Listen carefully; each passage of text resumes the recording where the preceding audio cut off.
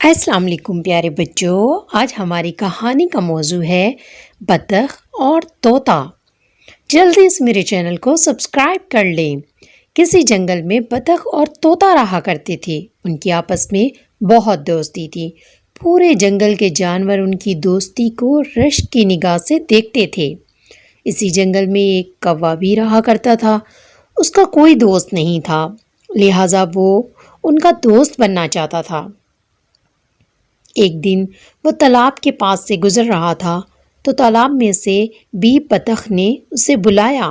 جب وہ اس کے پاس گیا تو وہ بہت پریشانی سے بولی کہ میرے دوست کا کچھ اتا پتہ نہیں، وہ 3 دن سے میرے پاس نہیں آیا۔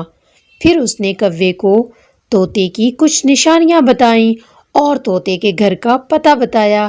کوے نے اڑان بھری اور کچھ ہی دیر میں طوطے کے گھر یعنی سیب کے پیڑ پر پہنچ گیا، اور جب وہ گھونسلے میں داخل ہوا تو اس نے طوطے کو زخمی پایا۔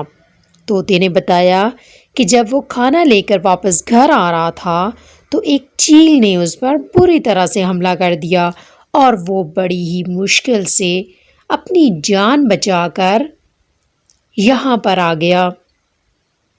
کوے نے اس کے زخم صاف کیے اور سیب کے پیڑ سے سیب توڑ کر لایا اور اسے کھانے کو دیا، اور خود بی بطخ کے پاس گیا اور اس کو ساری کہانی سنائی کہ طوطے کے ساتھ کیا ہوا ہے۔ پھر وہ 3 دن میں طوطے کے زخم ٹھیک ہو گئے، اور اس دوران کوے نے اس کا بھرپور خیال رکھا تھا اور بی بطخ کو اس کی خیریت کی اطلاع پہنچاتا رہا۔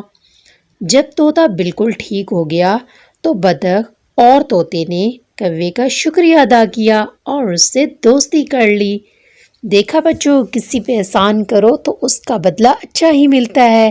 اگر آپ کو میری ویڈیو اچھی لگی ہو تو پلیز میرے چینل کو سبسکرائب کیجئے، میری ویڈیو کو لائک اور شیئر کیجئے۔